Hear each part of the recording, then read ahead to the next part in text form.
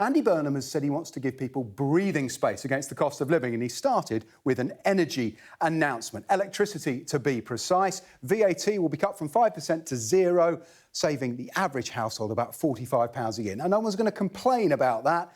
And Sir Keir Starmer and Rachel Reeves have taken a very different approach. But compared to the long-term challenges facing our energy system, well, they will take more than an overnight fix. Let's see how that £45 measures up against the overall cost of electricity. This shows the Ofgem energy price cap sets the maximum you can be charged for gas and electricity. You can see that spike in prices after the Russian invasion of Ukraine. They've settled back, though not to pre-war norms, down to about £1,700 a day. A little tick up here reflecting the Iran war in April. This is the forecast for October, when this £45 will come off bills, but you can see it's a small amount. And I should say that Rachel Reeves resisted doing exactly this step as she was pressured over energy bills. She argued that any intervention should be targeted on the least well-off. This has cost £850 million, but it's spread very thin. And in fact, those who spend more on electricity generally have the bigger houses as a result of bigger incomes. Well, they will save the most as a result of this.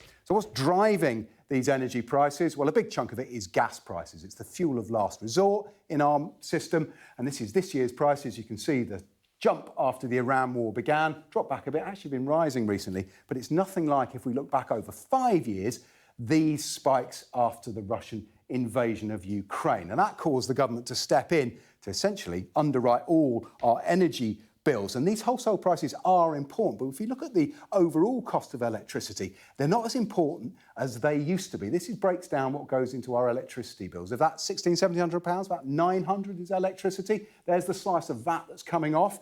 But those wholesale prices, which include those gas prices and fluctuate, they're less than a third, just as important as what's called network costs and policy costs. This has got loads of fixed costs that don't fluctuate, that are linked to our expansion of the grid to cope with all the new renewables, sometimes balancing the grid, actually paying wind farms to switch off because the grid can't handle all the power that's being pumped through it, and policy costs to underwrite renewables. So these fixed costs are becoming just as important as wholesale costs, and they're one of the reasons electricity is actually 3 times the price of gas, which is putting people off low-carbon technologies like electric vehicles and heat pumps. So this is the real challenge facing our energy system. And the Chancellor, how do you fundamentally bring down bills which are nearly the highest in the developed world to something more affordable? Compared to that challenge, 5% VAT being cut, well, that's low-hanging fruit.